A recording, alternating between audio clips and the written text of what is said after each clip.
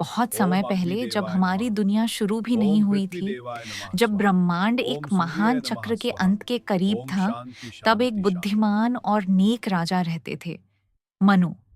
हर दिन शांत नदी के किनारे वे सभी जीवों की भलाई के लिए प्रार्थना करते थे।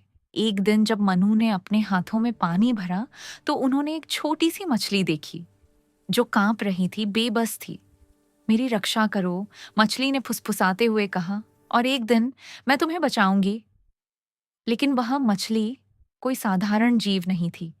वह बढ़ती गई और बढ़ती गई, एक बर्तन से एक तालाब तक, एक तालाब से एक नदी तक, और जल्द ही उसने विशाल सागर को ही भर दिया। मनु विस्मय से खड़े रह गए। यह तो दिव्य था। फरीसी उस महान मछली ने अपना The असली time रूप has come. प्रकट किया। A भगवान great Vishnu, deluge will soon ब्रह्मांड के come to the रक्षक, world. अपने You मत्स्य must begin अवतार में। preparations at उनकी once आवाज जल to के ऊपर ensure the गूंज survival उठी। of all life. एक महान प्रलय आने वाली है, मत्स्य ने कहा। एक ऐसा तूफान जो सभी जीवों को बहा ले जाएगा। एक विशाल नाव बनाओ, 7 अर्षियों को इकट्ठा करो, बीजों को सुरक्षित रखो, ज्ञान को और स्वयं जीवन को भी।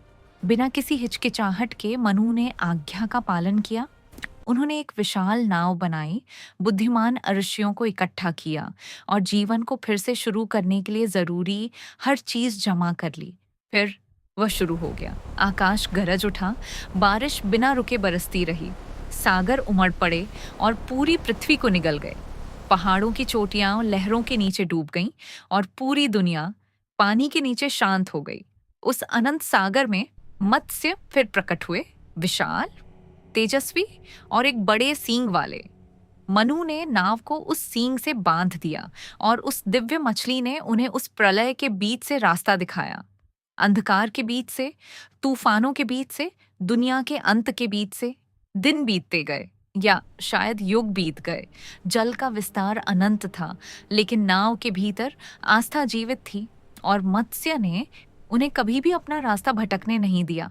धीरे धीरे बारिश थम गई, जल का स्तर नीचे गिरने लगा, पहाड़ों की चोटियां फिर से दिखाई देने लगीं, और सूर्य की किरणें एक बार फिर पृथ्वी को छूने लगीं।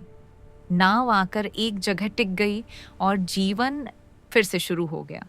मनु ने एक नई दुनिया में कदम रखा, अपने साथ आशा, ज्ञान और जीवन का भविष्य लिए हुए, और मत्स्य, वह दिव्य रक्षक, ब्रह्मांडीय जल में विलीन हो गए, हमें यह याद दिलाते हुए कि घोर अंधकार के समय में भी मार्गदर्शन सदैव उन्हें प्राप्त होता है जिनका विश्वास अडिग होता है।